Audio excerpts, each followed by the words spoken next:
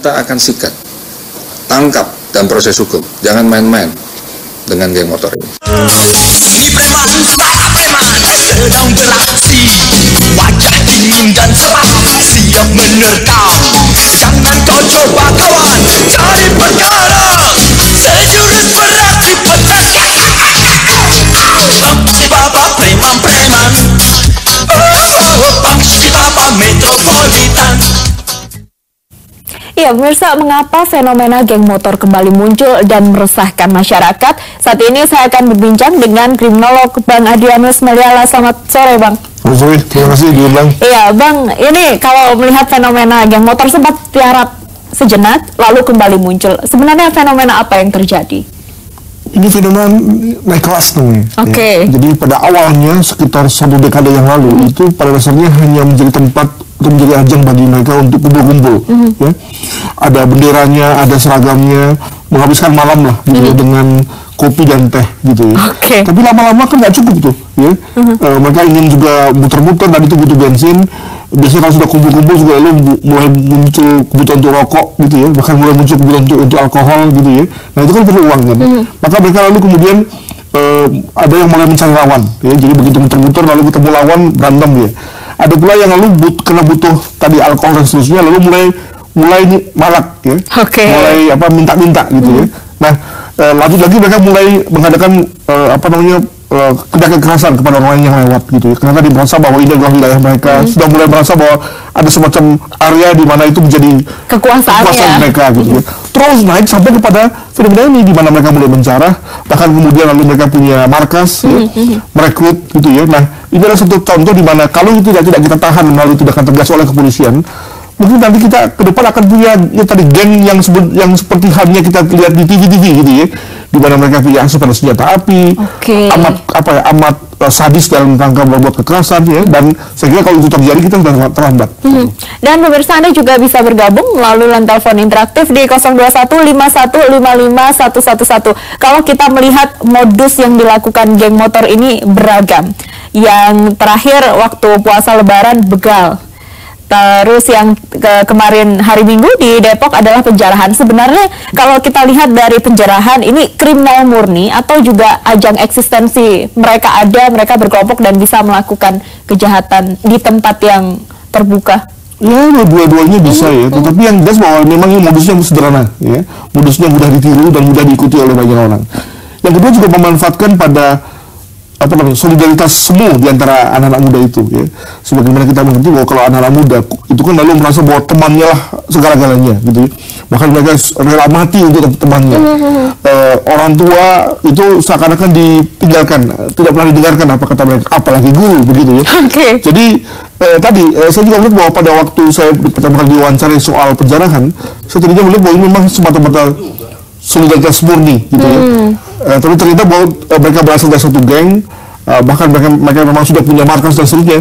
Jadi saya berpikir bahwa ini memang solidaritas yang sudah ada persiapannya, sudah ada penggalangannya, tapi dalam bentuk geng tadi. Gitu. Tadi ya, dari Mabes Polri ada pernyataan bahwa mereka geng motor ini dikendalikan oleh aktor intelektual. Bagaimana Anda melihatnya, Bang Adrian?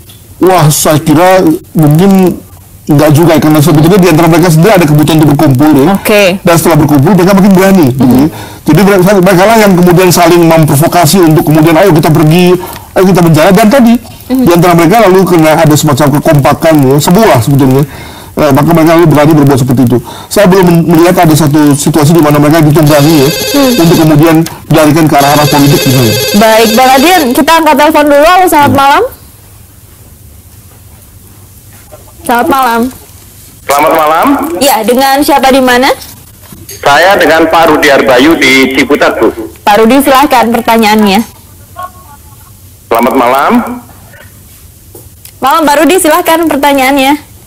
Oh iya, begini Bu, kalau menurut menurut pengalaman saya di lapangan, itu geng motor itu rata-rata dia itu mengkonsumsi narkoba, udah pasti. Kalau yang di Depok ini ada 4 yang positif narkoba ya, Pak Rudi? Nah, itu yang perlu diwaspadai lagi begini Bu, geng motor di Ciputat ketangkep. Nah, rata-rata dia itu ada yang bawa pel, contohnya pel untuk saya sebutkan mereknya Bu ya, contohnya seperti untuk flu. Nggak tahu di dalamnya itu PCC Bu. Nah itu ini modus baru Bu. Jadi kalau dia ditanya, loh kamu beli obat apa itu? Ini Pak untuk flu, kemasannya untuk flu, dalamnya PCC. Nah ini model baru lagi Bu. Ini mesti polisi harus tegas ini. Di Ciputat itu Bu, anak SMP kelas 1 atau bacoan Bu. Jadi dia di warto ya, dia itu lagi duduk, dia lagi main itu internet, lalu dari belakang dibacok. Itu rata-rata saya tanya Bu, dia minum minuman keras dicampur sama obat-obatan itu Bu. Yang jelas untuk untuk geng motor Bu, itu mesti harus pakai shock terapi ya, itu ditahan Bu. Sampai orang tuanya tahu. Ada banyak yang ketangkep Bu, orang tuanya nangis, saya nggak mampu, nggak ini. Tapi ada yang dibacok Bu, kepalanya tuh sampai belah Bu, ya kan? Untuk anaknya nggak mati, tangan putus lah, itu nggak bisa dimaafkan Bu. Ingat-ingat Bu ya. Baik, terima kasih Pak Rudi sudah bergabung bersama kami di Ada Berita Petang. Bang Adrian, ini kalau melihat tadi dikatakan fenomena geng motor, anggota geng motor identik dengan narkoba, seperti itu? Ya memang dekat-dekat semua ya, karena ketika mereka berkumpul pasti nggak jauh dari alkohol. Sebagian diantaranya mengkonsumsi narkotika dari berbagai jenisnya. Ya, belum lagi kemudian karena ada ladiesnya, maka juga tidak bisa kita pungkiri mungkin misalnya ada konteks seks bebasnya, gitu ya. Kalau sudah ada seks bebas, maka lalu juga kemudian bisa terjadi penularan AIDS, ya, HIV/AIDS. Nah itu semua adalah satu hal yang kemudian saling menjadi semacam lingkaran setan. Maka memang harus diputus nih. Efek jerah yang selama ini hukuman yang diberikan, apakah kurang memberikan efek jerah untuk geng motor? Sebetulnya kepolisian di berbagai satuan wilayah itu sudah cukup tegas sebetulnya. Namun masalahnya adalah bahwa pertama mereka itu kan punya akses pada motor itu sendiri.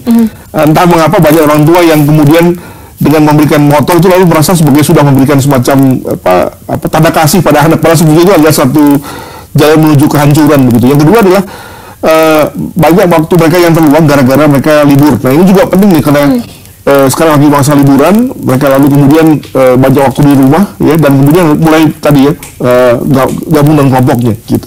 Artinya Bang Adrian mengatakan bahwa waktu libur sekolah ini berpengaruh terhadap fenomena geng motor yang muncul kembali. Jadi tadi mereka punya waktu, tambah lagi punya akses motor, tambah lagi mereka juga punya uang juga dari orang tua mereka. Dan di pihak lain juga, ini juga penting bahwa banyak wilayah kota yang tidak ada fasilitas olahraga misalnya, fasilitas untuk seni dan seterusnya, di mana mereka lalu bisa menghabiskan waktu luang. Jadi banyak yang kemudian lalu lari ke motor untuk kemudian mengekspresikan apa jati diri mereka. Baik Bang Adrian, kita lanjutkan perbincangan usai jeda. Pemirsa jangan kemana-mana, tetap bersama kami di Ada Berita Petang, kembali sesaat lagi.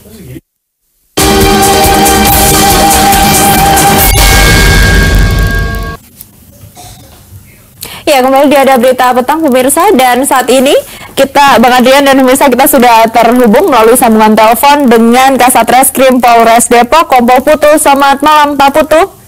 Selamat malam Mbak. Ya Pak Putu, bisa diceritakan kepada kami bagaimana perkembangan dari kasus geng motor di Depok? Ya, saat ini kami telah melakukan penanganan terhadap 8 orang tersangka, 5 laki-laki dan 3 perempuan. Dari ke-8 tersangka ini 5 di bawah umur dan 3 sudah dewasa.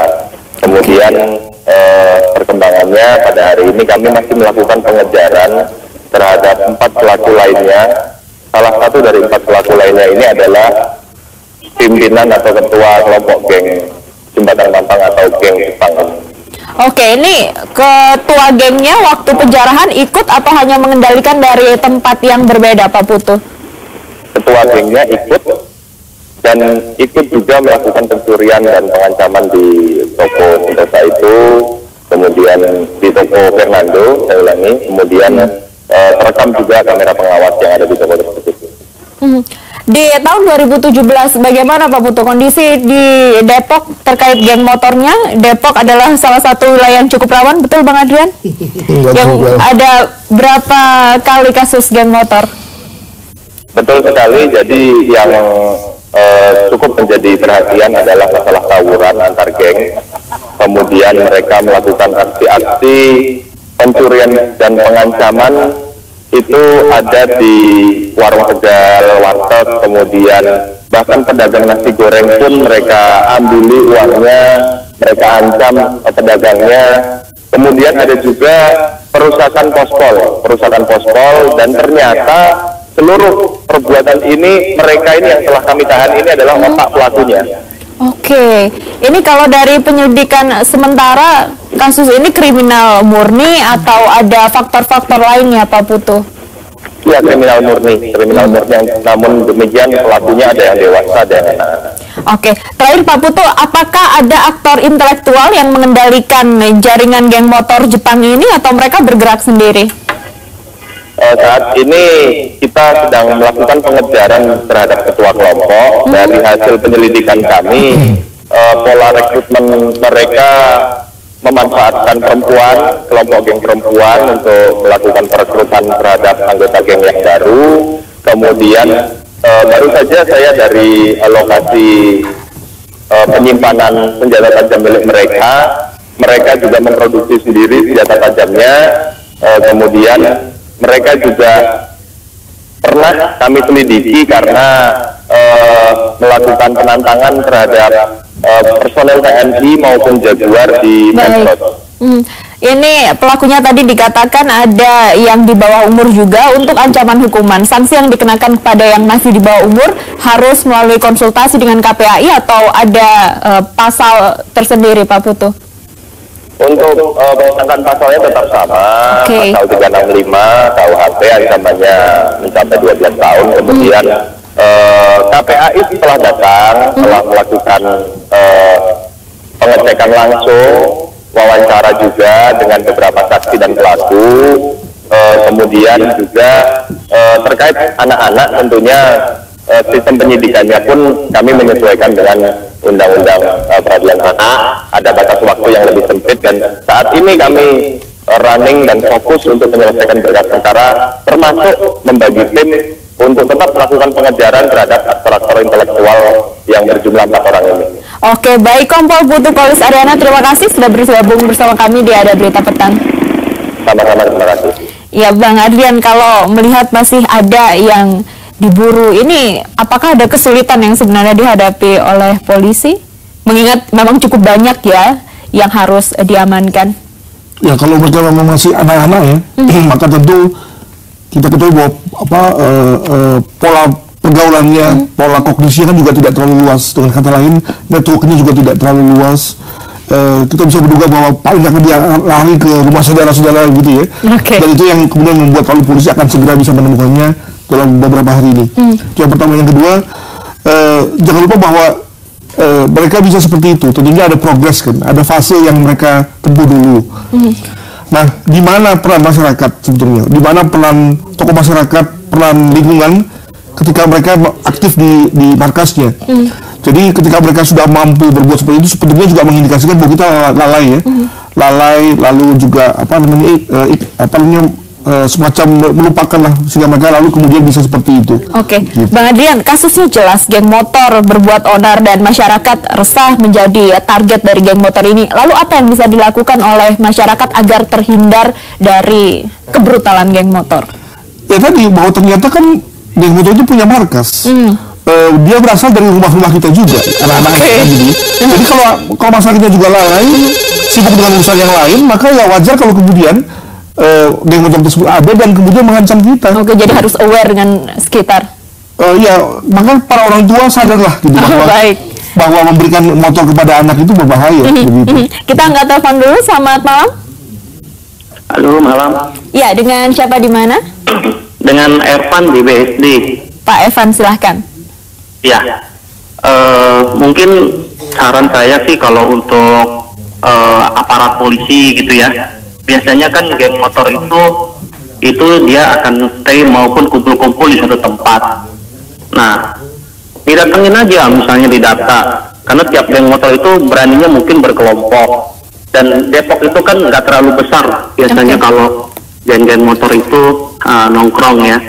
Begitu didata dan kemampuan geng motor itu sebenarnya juga mereka punya orang tuanya punya daya beli yang cukup tinggi karena bisa membelikan motor untuk anak-anaknya. Nah, selain itu juga mungkin aparat ke sekolah-sekolah lah, memberikan informasi-informasi bahwa mengikuti geng motor itu sebenarnya ya sesuatu yang kurang baik lah ya. Jadi diarahkan tadi misalnya untuk ke sana balap. Jadi kesimpulan kami itu, karena Depok itu kotanya yang nggak terlalu besar, karena orang-orang nongkrong itu ya di situ-situ aja, didatangilah, didata oleh para polisi, terutama kepala-kepala geng motornya. Dan dia dikasih semacam punishment lah ya kalau terjadi sesuatu di areanya, dari yang dipegang gitu aja sih. Baik, terima kasih Pak Ervan.